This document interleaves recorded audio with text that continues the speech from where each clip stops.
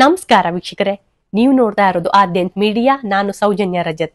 ನಾನಿವತ್ತು ತುಳಸಿ ಹಬ್ಬದ ಬಗ್ಗೆ ಮಾತಾಡ್ತಾ ಇದ್ದೀನಿ. ತುಳಸಿ ಹಬ್ಬದ ವಿಶೇಷತೆ, ಮಹತ್ವವೇನು, ತುಳಸಿ ಹಬ್ಬವನ್ನ ಏಕೆ ಆಚರಣೆ ಮಾಡಬೇಕು, ತುಳಸಿ ಹಬ್ಬದ ವಿಧಾನ ಹೇಗಿರುತ್ತೆ, ಜೊತೆಗೆ ತುಳಸಿ ಹಬ್ಬವನ್ನ ಉತ್ತನ ದ್ವಾದಶಿ ಅಂತ ಯಾಕೆ ಕರೀತಾರೆ, ದ್ವಾದಶಿ ದಿನದಂದೇ ಯಾಕೆ ತುಳಸಿ ಹಬ್ಬವನ್ನ ಮಾಡಬೇಕು, ಜೊತೆಗೆ ತುಳಸಿ ಹಬ್ಬದಲ್ಲಿ ನಾವ್ಯಾಕೆ ಬೆಟ್ಟದ ನಲ್ಲಿಕಾಯಿ ಗಿಡವನ್ನ ಜೊತೆಯಲ್ಲಿ ಇಟ್ಟು ಪೂಜೆಯನ್ನ ಮಾಡ್ತೀವಿ, ಇದೆಲ್ಲವನ್ನು ನಾನ್ ತಿಳಿಸ್ತಾ ಹೋಗ್ತೀನಿ. ನೀವು ನನ್ನ ಚಾನಲ್ನ ಫಾಲೋ ಮಾಡಿ, ಸಬ್ಸ್ಕ್ರೈಬ್ ಮಾಡ್ಕೊಳ್ಳಿ. ಇನ್ಸ್ಟಾಗ್ರಾಮ್, ಫೇಸ್ಬುಕ್ ನಲ್ಲೂ ಕೂಡ ನನ್ನ ಚಾನಲ್ನ ನೀವು ಫಾಲೋ ಮಾಡಬಹುದು. ನೀವೀಗ ನೋಡ್ತಾ ಇರೋದು ಆದ್ಯಂತ್ ಮೀಡಿಯಾ. ಈಗ್ಲೇ ಸಬ್ಸ್ಕ್ರೈಬ್ ಮಾಡ್ಕೊಳ್ಳಿ.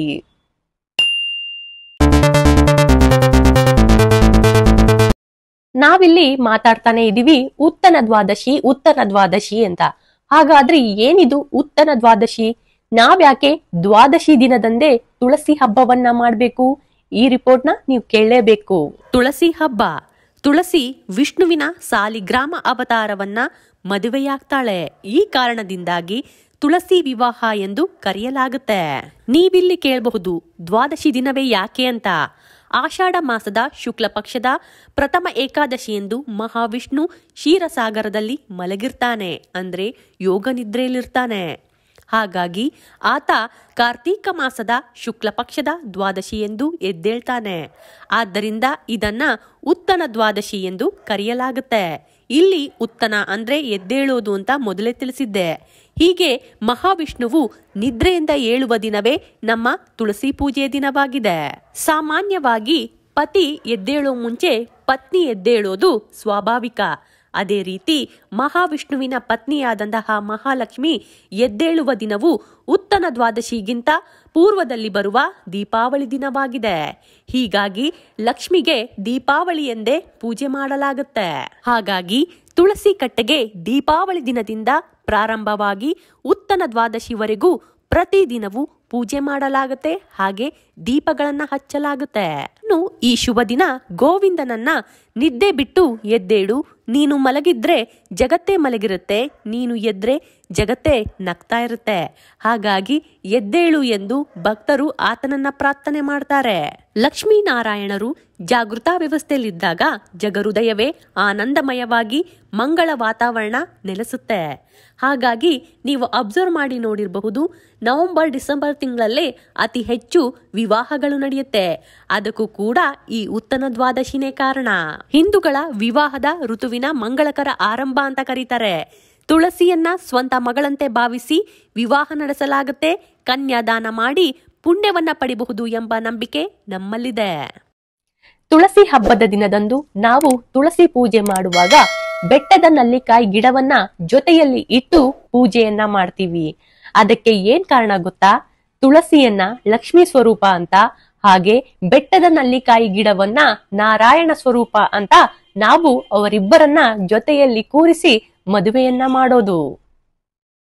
ಇನ್ನು ಬೆಟ್ಟದ ನಲ್ಲಿಕಾಯಿಯನ್ನ ತುಳಸಿ ಹಬ್ಬದಂದು ಯಾಕೆ ಬಳಸಲಾಗುತ್ತೆ ಅನ್ನೋದನ್ನ ಈಗ ತಿಳಿಸ್ತೀನಿ. ಪುರಾಣಗಳ ಉಲ್ಲೇಖದ ಪ್ರಕಾರ ವಿಷ್ಣು ವರಹ ರೂಪ ತಾಳಿದಾಗ ಅವನ ಕಣ್ಣಿಂದ ಬಿದ್ದ ಹನಿಗಳಿಂದ ನಲ್ಲಿಕಾಯಿ ಗಿಡ ಹುಟ್ಟಿಕೊಂಡಿತು. ಹಾಗಾಗಿ ಈ ಗಿಡದಲ್ಲಿ ವಿಷ್ಣುವಿನ ಅಂಶವಿದೆ ಎಂದು ನಂಬಲಾಗುತ್ತೆ. ಇಲ್ಲಿ ತುಳಸಿಯನ್ನ ಮಹಾಲಕ್ಷ್ಮಿ ಮತ್ತು ನಲ್ಲಿಕಾಯಿಯನ್ನ ಕೃಷ್ಣ ಅಥವಾ ವಿಷ್ಣು ಎಂದು ಹೇಳಲಾಗುತ್ತೆ. ತುಳಸಿ ಹಬ್ಬದಂದು ಬೆಟ್ಟದ ನಲ್ಲಿಕಾಯಿಯನ್ನು ಪೂಜಿಸೋದು ನಮ್ಮಲ್ಲಿರುವಂತಹ ವಿಶೇಷ ಸಂಪ್ರದಾಯ. ನಲ್ಲಿಕಾಯಿಯನ್ನ ಪೂಜೆ ಮಾಡೋದ್ರಿಂದ ದಾಂಪತ್ಯ ಜೀವನದಲ್ಲಿ ಸಂತೋಷ ಹೆಚ್ಚಾಗುತ್ತೆ, ಹಾಗೆ ನಮ್ಮ ಇಚ್ಛೆಗಳು ಈಡೇರುತ್ತೆ ಅನ್ನೋ ನಂಬಿಕೆ ನಮ್ಮಲ್ಲಿದೆ. ನಮ್ಗೆ ಈಗ ಗೊತ್ತಾಗಿದೆ ತುಳಸಿ ಲಕ್ಷ್ಮಿ ಸ್ವರೂಪ, ಹಾಗೆ ಬೆಟ್ಟದ ನಲ್ಲಿಕಾಯಿ ವಿಷ್ಣುವಿನ ಸ್ವರೂಪ ಅಂತ.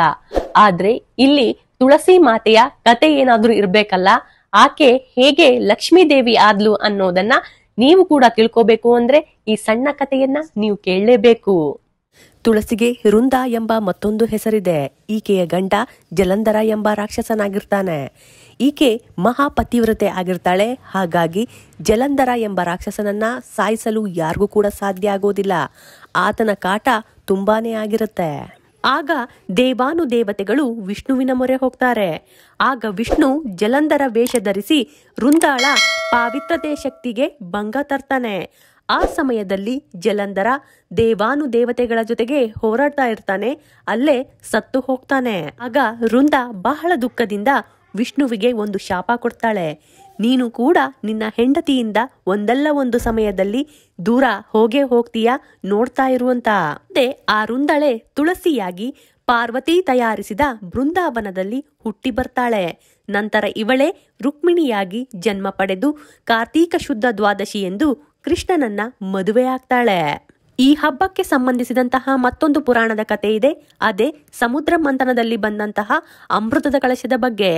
ಅದನ್ನ ಕೈಗೆ ತಗೊಂಡಂತಹ ವಿಷ್ಣುವಿಗೆ ಬಹಳ ಸಂತೋಷವಾಗಿ ಕಣ್ಣುಗಳಿಂದ ಬಂದ ಆನಂದ ಬಾಷ್ಪಗಳು ಆ ಕಳಶದ ಮೇಲೆ ಬೀಳುತ್ತೆ. ಆ ಕಳಶದಿಂದ ಅಮೃತದ ಒಂದು ಹನಿ ಭೂಮಿ ಮೇಲೆ ಬೀಳುತ್ತೆ.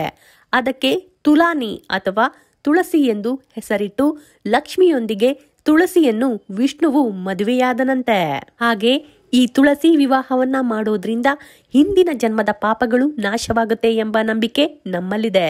ಇದು ದಾಂಪತ್ಯ ಜೀವನದಲ್ಲಿ ಸಂತೋಷ ಮತ್ತು ನೆಮ್ಮದಿಯನ್ನ ತರುತ್ತಂತೆ.